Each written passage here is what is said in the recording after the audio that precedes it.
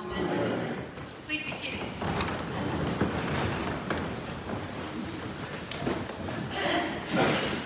There is a monastery in Pecos, New Mexico. It is a Benedictine monastery, Benedictine being the foundational spirituality that the Episcopal Church is built upon. On my first visit there, I was walking around the bookstore and looking at all the books that were calling to me. Read me, read me. You know how that goes, right? And as I was looking at all the books, I noticed something interesting. It was a very unique bookstore because all of the books were skinny. They were short books without very many pages. There wasn't a single tome there like War and Peace. Now I asked my priest who was with me at the time, why are all these books so little? And she said, Janice, it's because the message is very simple. Now today's gospel message might sound very complicated, but the point that Jesus is trying to make is very simple. He is telling us how to live as Christians. Jesus is telling us how to orient our lives, our heart, and that is towards love. Love the Lord your God with all your heart, with all your soul, with all your mind. This is the greatest and first commandment, and the second is like it, you shall love your neighbor as yourself. On these two commandments hang all the law and the prophets. Now, 2 weeks ago, I talked about the law and the prophets in my sermon, and I would have done it last week too, except we had an instructed Eucharist and therefore no sermon. And so it's been weeks and weeks, and yet Jesus is still talking about this. Why? It's because we were given the 10 Commandments. Remember the law that Moses brought down, the tablets, and we took them at face value. They became action, rules to obey. They were scripts to follow.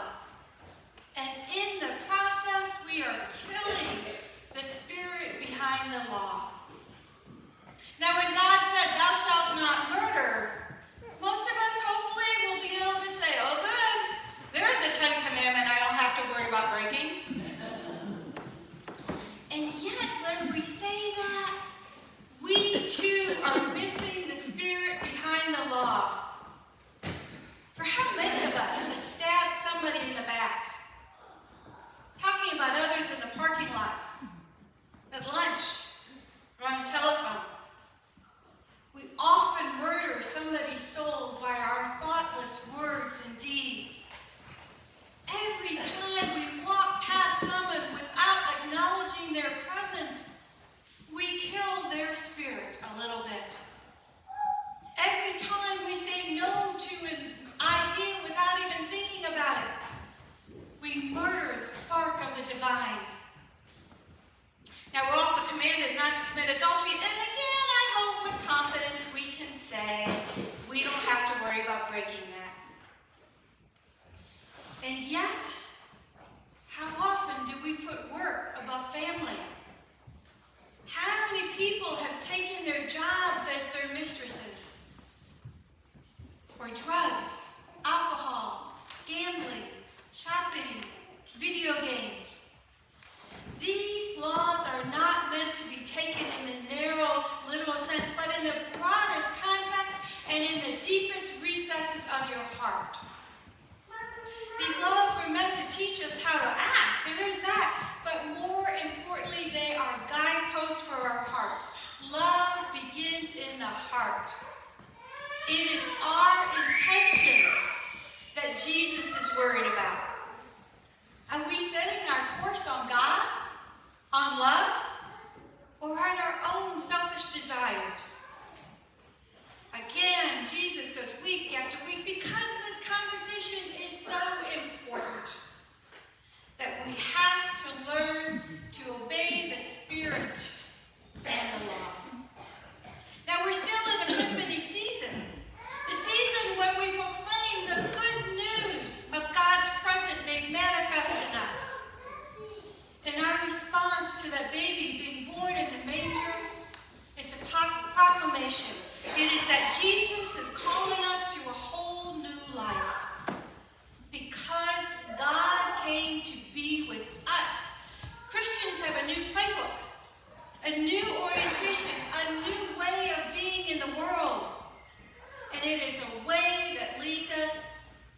life in Christ. A life that meets us in all the messiness of our lives and shines a light in all the nooks and crannies. A life where happiness fills that empty hole in our soul, that heals the loneliness, fulfills our purpose, settles our anxiety. That is what Jesus is trying to teach us and proclaim on the Sermon on the Mount, of which our gospel message is placed today. Now, Jesus is speaking in terms that the people would understand of that time and place. Matthew, you may recall, is a Jewish author, and he's writing to a Jewish community, and they're saying, so what difference does it make that Christ came? And Matthew is explaining the difference that Christ makes in our lives and what we should do with that knowledge, how we should live. And as such, Matthew uses literary styles that were familiar to the listeners. And one style is very common for the rabbi to debate and decipher scriptures by saying, you have heard it said from Rabbi Reuben, but I tell you. And so you hear Jesus doing the same thing, saying, you have heard it said in the Ten Commandments, in Mosaic law, in the authority of God in the Old Testament. But I am giving you new wisdom on this. I am giving a new way to really understand what the law says. The commandment is meant to be lived in your heart, in your will, not just in your deeds. The laws were always meant to become a doorway into examination of our internal dynamics, not just external behaviors. It is one thing to behave rightly. It is another for our hearts to be oriented towards love. The greatest commandment is love. Now, we are so honored and excited. We're about ready to baptize Michelle in Malaysia, and Landon here in a few minutes. And then we'll take their baptismal vows, and when they do, we will renew our vows. Just like your marriage vows, these are statements that are made directly to God. And they are meant to lead us in this new life in Christ. We vow at our baptism, and every time we baptize someone else, we renew our vow to live our lives as Christians. And today's gospel reminds us how.